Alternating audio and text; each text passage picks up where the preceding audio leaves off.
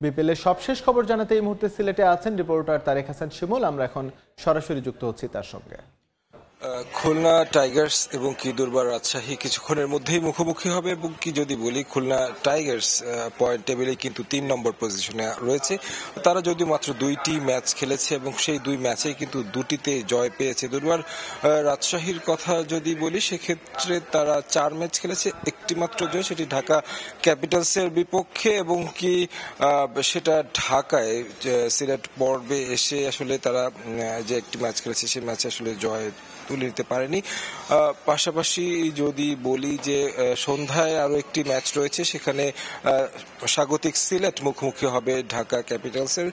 দুই দলের অবস্থার কথা যদি বলি একেবারে লড়াই চলছে দুই দলের মাঝে তলানিতে থাকার ব্যাপারে আর কি, যেটা আসলে আমরা দেখছি দুই দলই 6 এবং কি 7 নম্বর পজিশনে রয়েছে, জয় পাচ্ছে না। সিলেট দারুণ শুরু করেছিল প্রথম ম্যাচটার কথা যদি বলি, 205 রান করেছিল, সেই ম্যাচও কিন্তু আসলে তারা জয় তুলে নিতে পারেনি। সেই জায়গা থেকে কিছুটা হতাশা রয়েছে।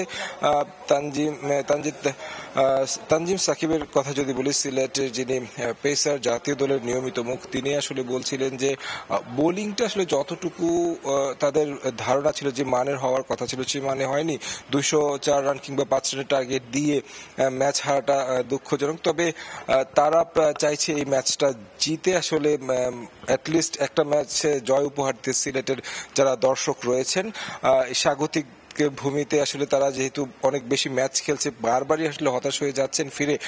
দর্শকরা অনেক সময় প্রশ্ন তুলেছেন অধিনায়ক পরিবর্তনের কথা, নানা আসলে আক্ষেপ প্রকাশ করেন দর্শকরা প্রতিটি ম্যাচের পরে। তবে সেই আক্ষেপ যেন প্রকাশ করতে না হয় সেই দিকেই আসলে নজর বেশি সিলেট স্ট্রাইকার্সের ক্রিকেটারদের, এবং কি তারা বলছিলেন যে শেষমেশ একটা জয় যেন উপহার দিতে পারেন। তবে সেটা জন্য আসলে অপেক্ষা করতে হবে। সন্ধ্যার ম্যাচ, সেখানে আসলে দর্শক উন্মাদনা বেশি হবে, যেহেতু স্বাগতিকদের ম্যাচে আমরা দেখেছি প্রতিটি ম্যাচে কিন্তু অনেক বেশি দর্শক আসছে এবং কি সন্ধ্যার ম্যাচে বিশেষ করে, তাছাড়া আজকে শুক্রবার সাপ্তাহিক ছুটির দিন, সেক্ষেত্রে দর্শকদের উন্মাদনা সন্ধ্যার ম্যাচে অনেক বেশি থাকবে। তবে এই ম্যাচটাও অনেক কিছু নির্ধারণ করবে, খুলনা এবং কি রাজশাহীর ম্যাচ। সেখানে কিন্তু যদি খুলনা জিতে তাহলে কিন্তু তারা পয়েন্ট টেবিলে আরো একটু এগিয়ে থাকবে। তো সিলেট থেকে আমার কাছে এই ছিল সবশেষ খবর।